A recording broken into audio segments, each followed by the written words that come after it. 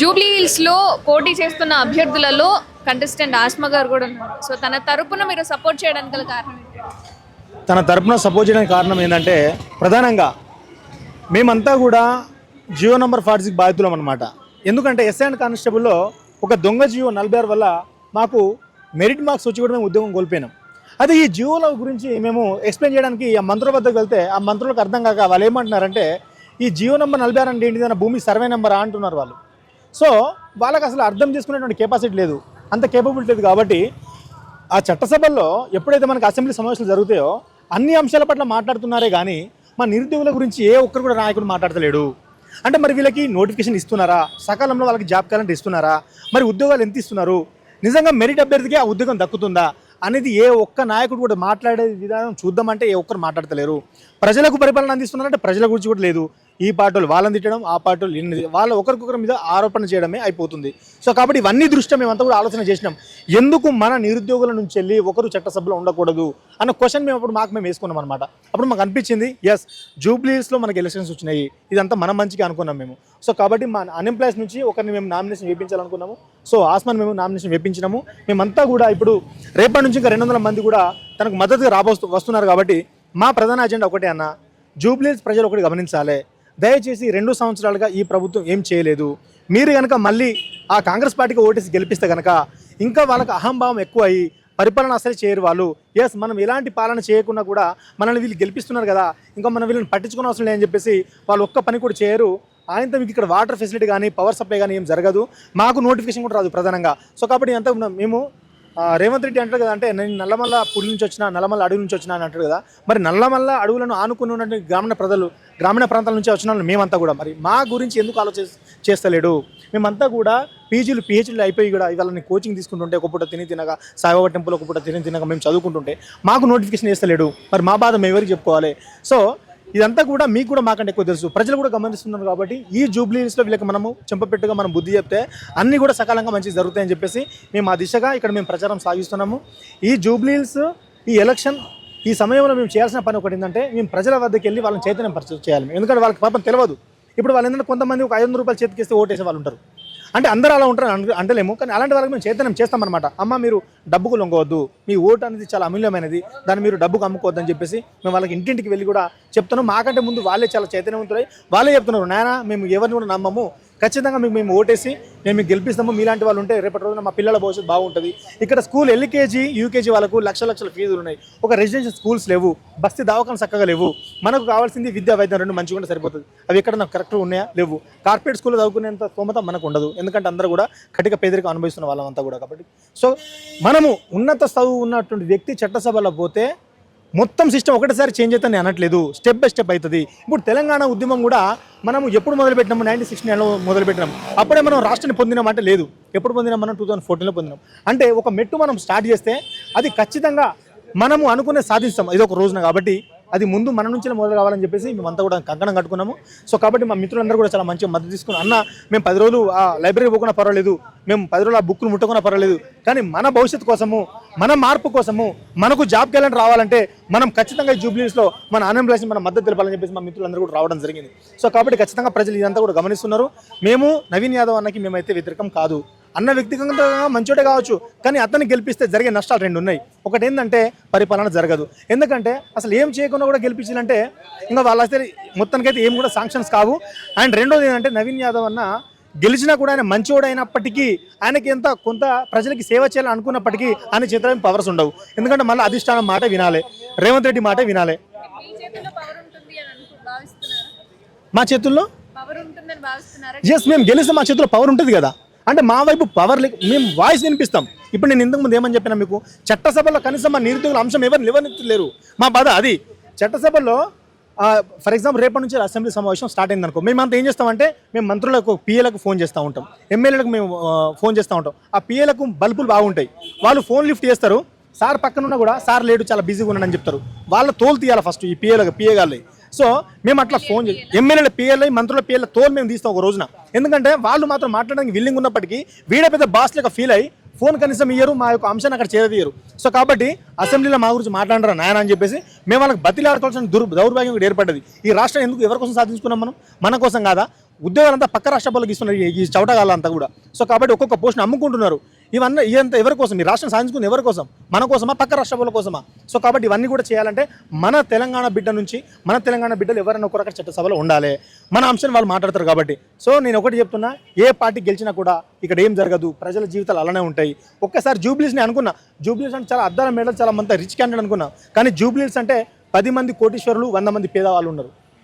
రోడ్లు చూస్తే చాలా ఘోరంగా అయితే అసలు కక్కుతున్న ఒక్కొక్క చోట అయితే మాకు వాంతింగ్ వస్తున్నాయి. అది చూస్తుంటే ఆ చిన్నపిల్లల పాపం ఎట్లా ఉంటున్నారో, ఆ కాలు జారి పడితే వాళ్ళ పరిస్థితి ఏంది, అది మొత్తం ఈగలు దోమలు చాలా ఘోరంగా ఉన్నాయి. మీరు కూడా చూస్తున్నారు అనుకుంటా.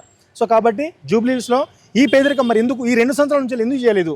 ఇవాళ ఎందుకు మంత్రి పదవి ఇచ్చింది మరి మైనార్టీ క్యాండిడేట్కి? మరి 2 years నుంచి ఎందుకు ఇవ్వలేదు? ఇవాళ ఎందుకు ఇవ్వాలి అంటే ఎలక్షన్ స్టాండ్ కదా, వాళ్ళ ఓట్ల కోసం కదా, వాళ్ళ సరిగా వాళ్ళకు ఖబరస్థాన్ అనేది కూడా లేదు. రేపటిన వాళ్ళు చనిపోతే కనుక వాళ్ళని పూడ్చిపెట్టడానికి ఒక స్థలం అనేది కూడా లేదు. మరి ఇవన్నీ ఎందుకు చేస్తలేను అంటే ఇవాళ ఎలక్షన్ వీళ్ళకు ఓటు దొబ్బడం కోసం ఇవాళ రేవంత్ రెడ్డి ఒక స్టంట్ చేస్తున్నాడు. ప్రజలు కూడా దీన్ని అంతా గమనిస్తున్నారు. నువ్వు ఏం మంత్రి పదవి ఇచ్చినా, నీ సీఎం పదవి ఆయనకి ఇచ్చినా కూడా నీకు మాత్రం ప్రజలు ఓటేయరు. ఇది మాత్రం నువ్వు గుర్తుంచుకో. ఖచ్చితంగా వీళ్ళని ఒడగొట్టే దిశగా ప్రజలందరూ కూడా ఉన్నారు. మేము కూడా వాళ్ళకి మద్దతుగా పోతాము. మేము ఈ కాంగ్రెస్ పార్టీని ఖచ్చితంగా జూబ్లీస్లో పడగొట్టే దిశగా మేము పోతున్నాము. వీళ్ళని మాత్రం మేము నెగ్గనీయం.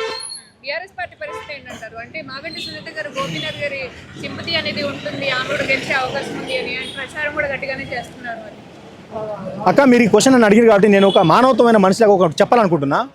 ఇప్పుడు తన ప్లేస్లో ఏ అమ్మను ఒక స్త్రీగానే మాట్లాడుతున్నా. తను బీఆర్ఎస్ క్యాండిడేట్ అనేది సెకండరీ. ఆ విషయాన్ని పక్కన పెడితే తను ఒక మహిళ.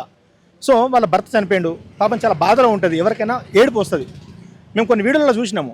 తను ఏడుస్తుంటే ఈ మన పందికొక్కులక తిని ఉన్నటువంటి ఈ కాంగ్రెస్ మంత్రులు కొంతమంది అంత ఎలక్షన్ స్టంట్ కోసం ఏడుస్తుందని చెప్పేసి మాట్లాడుతున్న వాళ్ళకు సిగ్గు శరం ఉంటే ఆ మాట మాట్లాడతారు. వాడు కూడా ఎంతో కొంత చదువుకుని ఉంటాడు. మేబీ 10th ఫెయిల్ అయినా కూడా ఎంతో కొంత చదువుకున్న వ్యక్తే వాడు. ఆ 10th ఫెయిల్ అయినా కూడా అట్లా మాట్లాడతాడు.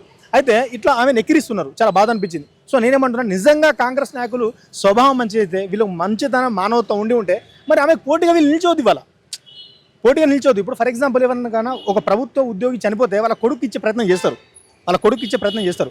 మరి మాగంటి సునీత ఉంది, ఫర్ ఎగ్జాంపుల్ ఇప్పుడు వాళ్ళ భర్త చనిపోయాడు. అరే పాపం ఆమె చాలా బాధలో ఉంది, చాలా దుఃఖంలో ఉంది. మరి మనం ఎందుకు ఆమెకు పోటీగా మనం నిల్చోవాలి? మరి పాపం తను గెలవని, తనకే ఈ పార్టీ ఎమ్మెల్యే ఆమెకి ఇచ్చిద్దామని చెప్పేసి స్వభావంతో ఉండొచ్చు కదా. ఎందుకు ఒక స్త్రీ ఒక మహిళను ఓడగొట్టాలని చెప్పేసి ఇలా మంత్రులందరూ కూడా హోరావరికి వరద బాధితులు లెక్క తిరుగుతున్నారు గల్లీలో. ఈ పొన్న ప్రభాకర్ కావచ్చు, జూపల్లి కృష్ణారావు కావచ్చు, సీతక్క నువ్వు ఉన్నటువంటి ఏరియాలో మొత్తం అక్కడ ఆ రోడ్లు బాగాలేవు, మొత్తం ఇసుక దందాలలో మొత్తం ఆగమాగం చేస్తున్నావు. నీ కాడ నువ్వు చూసుకో, నువ్వు ఇక్కడికి వచ్చి తర్వాత నువ్వు ప్రచారం చేస్తావు. కానీ ఫస్ట్ నీ కాడ ఉన్న ప్రజలను నువ్వు జర పట్టించుకో. నాకు మంచి మాటలు వస్తే కనుక చెప్పొద్దు. సో ఇది విషయము. ఒక మహిళ మీద కక్ష కడుతున్నారు వీళ్ళు. సో నేను తను ఒక మహిళలాగా చూస్తున్నా, బీఆర్ఎస్ పార్టీ క్యాండిడేట్ లాగా చూడట్లే. కాబట్టి తన మీద దానికి మేము చెప్పలేము అక్క. ఎందుకంటే మాకు బీఆర్ఎస్ పార్టీ వాళ్ళు కూడా గతంలో మాకు ఈ నిరుద్యోగులు మోసం చేసిన వాళ్ళే.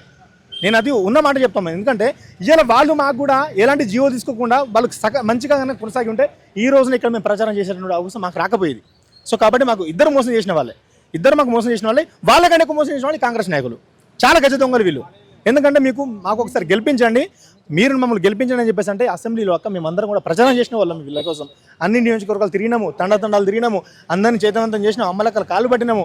గెలిచిన తర్వాత జియో నంబర్ 46 రద్దు చేసి న్యాయం చేయమని చెప్పేసి పోయి సీఎం రేవంత్ రెడ్డి ఇంటికి కూడా మేము పోయినాం. గెలిచిన తర్వాత కూడా పోయినాం మేమంతా కూడా. వెళ్ళి మీరు మాకు మాట ఇచ్చారు కదా సార్, మరి మాకు న్యాయం ఏది? ఆ జియో 46ని రద్దు చేసి జాబ్ ఇస్తామన్నారు కదా. మరి ఏంటంటే ఏమన్నాడు తెలుసా, మీరు అప్పుడు ఎక్కడ అన్నారు అన్నాడు. డైరెక్ట్ ముఖం పట్టుకున్నాడు. ఇంకొక మాట మాట్లాడి సపరేట్గా వచ్చేసినాం. మరి ఈ విషయం నీకు స్టార్టింగ్ వదలదా? మరి ఎందుకు మాకు హామీ ఇచ్చినాను? నన్ను గెలిపిస్తే మీకు అందరికీ ఉద్యోగాలు ఇస్తాను ఎందుకు మాట ఇచ్చినావు? కాబట్టి వీళ్ళు నమ్మించి గొంతుకు వస్తారు. కాంగ్రెస్ నాయకులు చాలా డేంజర్ కాదు, కరోనా వైరస్ కంటే చాలా డేంజర్ కాదు వీళ్ళు. కాబట్టి దయచేసి వీళ్ళని ప్రజలు నమ్మకూడదు కూడా.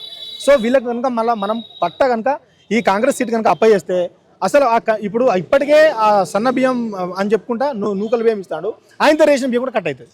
సో కాబట్టి ప్రజల యొక్క భవిష్యత్ మొత్తం కూడా ఈ జూబ్లీస్ ప్రజల చేతిలోనే ఉంది. కాబట్టి మేము ఇక్కడ ఓటర్స్ కాదు, మేము ఇక్కడ ఓటర్ అయి ఉంటే బాగానే ఉండేది. సో మనం కాదు కాబట్టి వీళ్ళని చైతన్యం చేయడం కోసం మేము వస్తున్నాము. ఈ మొత్తం రాష్ట్రం యొక్క భవిష్యత్తు కూడా ఈ జూబ్లీస్ ప్రజల వద్దనే ఉంది. కాబట్టి దయచేసి కాంగ్రెస్ పార్టీకి మాత్రం మీరు ఓటు వేయకూడదని చెప్పేసి చేతులెక్కి మరి నేను మిమ్మల్ని విజ్ఞప్తి చేస్తా ఉన్నా. ఎందుకంటే మేమంతా కూడా గ్రామీణ ప్రాంతం నుంచి వచ్చిన వాళ్ళము, చాలా అన్యాయం చేసిన మమ్మల్ని, మాకు ఉద్యోగాలు రాకుండా చేసిండమ్మా. సో ఈ నోటిఫికేషన్ అనేది కూడా లేదు. మీ పిల్లలు కూడా చదువుకుంటారు రేపటి రోజున, ఎవరికి కూడా ఉద్యోగం రాని పరిస్థితి కాంగ్రెస్ హయాంలో ఉంది. కాబట్టి దయచేసి వీళ్ళకు బుద్ధి రావాలంటే వీళ్ళు మాకు వెంటనే జాబ్ క్యాలెండర్ రిలీజ్ చేసి మా అందరికీ నోటిఫికేషన్ ఇష్యూ చేయాలంటే ఇక్కడ కాంగ్రెస్ పార్టీ ఓడిపోవాలి. లేకపోతే మాత్రం ఇంకా 3 సంవత్సరాలుగా ఎలాంటి జాబ్ క్యాలెండర్ ఉండదు, ఎలాంటి నోటిఫికేషన్ ఉండదు. మీ వల్లనే మాకు ఈ నోటిఫికేషన్ రాలేదని చెప్పేసి అందరూ కూడా నిరుద్యోగులు జూబ్లీహిల్స్కి వచ్చి ఇక్కడ ధర్నాలు చేసేటువంటి కార్యక్రమం ఏర్పడుతుంది. ఎందుకంటే ఇది మంచి అవకాశం. జూబ్లీహిల్స్లో ఎలక్షన్ వచ్చినట్టే అది మా ఇంట్లో ఎలక్షన్ వచ్చినంత ఫీల్ మేము అవుతున్నాం కాబట్టి మా బాధలు వీళ్ళు అర్థం చేసుకుంటారని చెప్పేసి మేమంతా కూడా అనుకుంటున్నాము. ఇలా ఇంటిని మా మిత్రుడు ఇందాక చెప్పినట్టుగా ఇంటింటికి పోతే అవునైనా మీ బాధలు మేము చూస్తున్నాము, మీకు ఉద్యోగాలు ఇస్తామని చెప్పేసి ఇవ్వలేదు, అంతా కూడా మేము టీవీలలో ఆ వీడియోలలో యూట్యూబ్లలో చూస్తున్నాము. ఖచ్చితంగా వీళ్ళు మేము బుద్ధి చెప్తాము, మేము కాంగ్రెస్ పార్టీకి ఓటు అసలే వేయమని చెప్పేసి ప్రతి ఒక్కరు కూడా మంచిగానే స్పందిస్తున్నారు. అంటే జూబ్లీహిల్స్ కాన్స్టిట్యున్సీలో ఒక 17 మంది నిరుద్యోగులు కూడా పోటీ చేస్తున్నారని విన్నాం. మరి వాళ్ళ వెనుక లేకుండా ఆస్మా వెనుక అంటే ఉండడానికి కారణం ఏంటి? అలా ఏం లేదు, మేమంతా కూడా ఒక గ్రూప్గా ఫామ్ అయినా మేము. ఎందుకంటే ఇప్పుడు ఫర్ ఎగ్జాంపుల్ ఒక క్యాండిడేట్ దగ్గర మేము నలుగురు అయితే కాదు, ఇప్పుడు చాలామంది ఉన్నారు మీరు అన్నట్టుగా. మేమంతా కూడా ఒక వేలాది మందిగా ఉస్మానియా యూనివర్సిటీలో కానీ, చిక్కడపల్లి లైబ్రరీలో కానీ, అశోక్ నగర్లో కానీ, దిల్సుఖ్ నగర్లో కానీ మేమంతా ఉన్నాం కదా. ఇప్పుడు మేమంతా కూడా దిల్సుఖ్ నగర్ బ్యాచ్ అనమాట. సో అక్కడ నుంచి చేసిన చిక్కడపల్లి బ్యాచ్ ఒకవైపు, అశోక్ నగర్ బ్యాచ్ ఒకవైపు, ఉస్మానియా క్యాంపస్ ఒకవైపు అనమాట. సో మేము అలా మేమంతా డివిజన్గా ఫామ్ అయినాం. సో మేము మళ్ళీ ఒకరోజు మళ్ళీ అందరం కలిపి మేమంతా కూడా మళ్ళీ సమిష్టిగా చేస్తాం. సో మాకేం లేదు, మేము రాజకీయ నాయకులం కాదు, మాకు వైరుధ్యం ఉండదు. మేమంతా కూడా కలిసి మళ్ళీ మేము మింగిల్గా చేస్తాం, అదేముండదు.